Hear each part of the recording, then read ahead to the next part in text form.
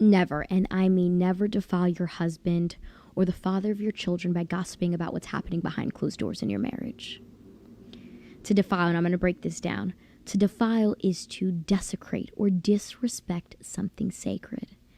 In Ephesians, it says that when we get married to become one flesh, we are now an extension of one another. But to gossip is to casually have unconstrained conversations, typically about things and people that are not true.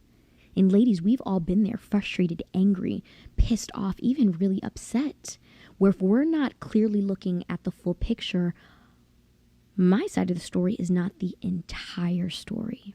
And so I encourage, before running to your mother, your sister, or your girlfriends, I need you to seek the Lord. I need you to ask him for provision.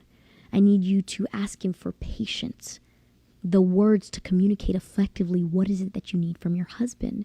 Because ultimately, it's y'all two that have to do life with one another. But I want to kind of give you a story, and I want you to imagine this for a moment. I want you to close your eyes because I need you to understand how dangerous this can be. So close your eyes. You and your husband are on your way to Thanksgiving dinner at your mother's house. You have the kids, you're so excited. They end up playing with their cousins. All the adults are eating and drinking and having a good time. And your husband begins talking about how he wants to take you and the kids on vacation by the end of the year. All of a sudden, from across the table, you can see your sister roll her eyes in the back of her head and make a snarky comment. And you're like, yo, who are you talking to? You are flabbergasted at her open discontent and disrespect for your husband in front of the family. But you can't be mad.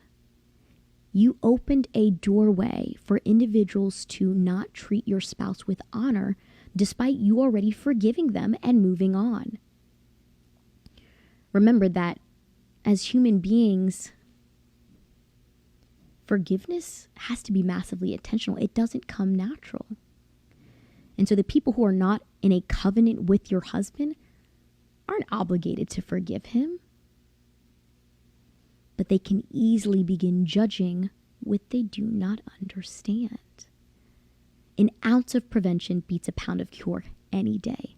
And I've literally seen families fall apart because the husband or the wife share a little too much, and there's this lingering, long-lasting, disrespectful disposition towards your spouse from friends and family.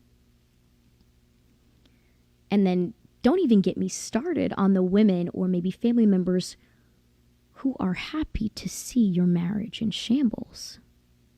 I mean, but that's a whole different video.